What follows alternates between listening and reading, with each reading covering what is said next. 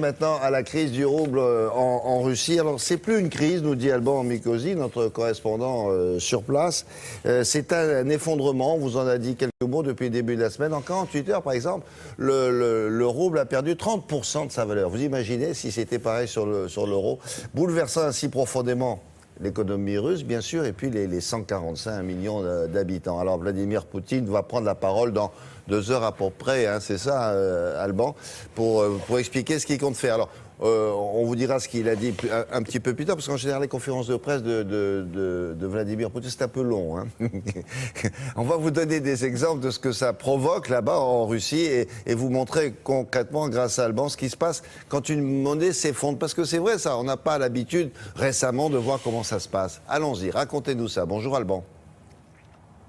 Bonjour William, bonjour à tous. C'est effectivement un cas d'école, un effondrement de monnaie de 30% en 2 jours. On n'avait rarement vu ça à l'échelle de la planète. Il faut, d'après les économistes, revenir à quelques dizaines d'années en arrière pour voir de tels phénomènes. Alors qu'est-ce qui s'est passé concrètement? Il s'est passé que la panique a pris de court les responsables économiques russes dans la journée de lundi et de mardi. Ils ont pris des décisions contradictoires et le rouble s'est enfoncé, mais de l'ordre vraiment de la minute à la minute. Il y a une blague qui court ici en Russie qui est assez drôle, qui dit voilà, je me suis fait un thé, 3 roubles plus tard, mon thé il est toujours chaud.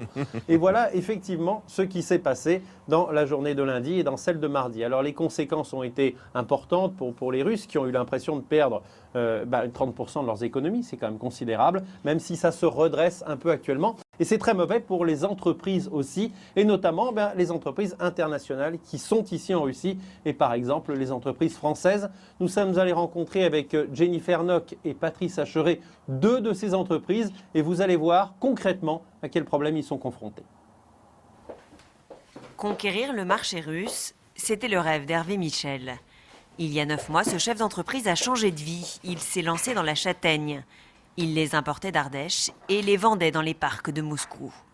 Mais avec l'embargo russe, interdit désormais de se fournir en France. C'est un sac qu'on a acheté donc en Azerbaïdjan. Azerbaïdjan, Turquie ou même Chine. Maintenant, il faut aller chercher les produits beaucoup plus loin. Et là, on a eu un travail supplémentaire de sélection en Azerbaïdjan pour avoir ces bonnes châtaignes. Résultat, des coûts supplémentaires pour l'entreprise et des livraisons en retard. Les cartons sont vides parce que nous n'avons pas les produits. Plus de contrôle, tous les camions sont ouverts et on perd 1 semaine, 2 semaines au niveau des délais de livraison. Impossible dans ces conditions de se projeter. Au niveau de l'avenir, c'est très compliqué. C'est très compliqué de savoir. Nous, on ne fait pas de politique. On ne fait que subir aujourd'hui, malheureusement. Damien Cuny, lui, fournit du matériel sur les chantiers et il est confronté à un autre problème, l'effondrement de la monnaie, car il doit acheter ses matières premières en euros. On est importateur de portes automatiques de ce style-là, par exemple. Et ce genre de porte, justement, avec le rouble qui s'effondre, lui coûte 30% plus cher qu'il y a un an. Sur un camion qui contient 100 000 euros d'équipement, à l'époque, je payais 4 millions de roubles. Aujourd'hui, je paye ça 6 700 000. Et même dans un secteur comme le bâtiment, ultra dynamique en Russie, les investisseurs se montrent plus frileux. Les commandes commencent à baisser. Bon voilà, avec 2 exemples très parlants mais très différents.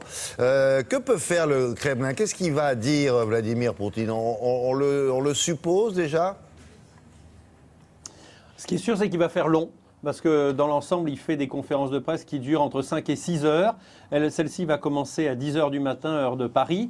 Il va balayer tous les sujets et notamment évidemment la crise économique, même si ne nous attendons à aucune annonce. On va dire, sans être méchant, ce n'est pas son point fort, la sphère économique. Donc, il va probablement annoncer des mesures de contingentement des monnaies, mais rien d'essentiel parce que de toute façon, la Russie ne peut pas lutter contre la spéculation mondiale. Et si les gens n'ont pas confiance dans le rouble, ils n'en achèteront pas. Après, il va beaucoup parler évidemment de l'Ukraine et probablement aussi de tous les autres sujets, et par exemple du Mistral. C'est sûr, il est très attendu. Est-ce qu'il ne va pas dire aussi, mais tout ça c'est la faute des Occidentaux qui exercent un certain embargo? Il va oser le dire ça, non? De toute façon, c'est déjà commencé. Alors, il y a un fond de vrai. Vous savez, l'économie russe, elle est basée sur 2 choses. Elle est basée sur le pétrole et les cours du pétrole sont en train de s'effondrer. C'est vrai qu'ils n'ont jamais été aussi bas depuis de longues années. Et puis, l'autre partie, évidemment, ce sont les sanctions internationales, notamment bancaires, qui compliquent considérablement la tâche des banques russes. C'est vrai que ces sanctions coûtent très cher à l'économie russe, mais elles coûtent aussi de l'argent à l'économie européenne. Merci Alban, à plus tard. La revue de presse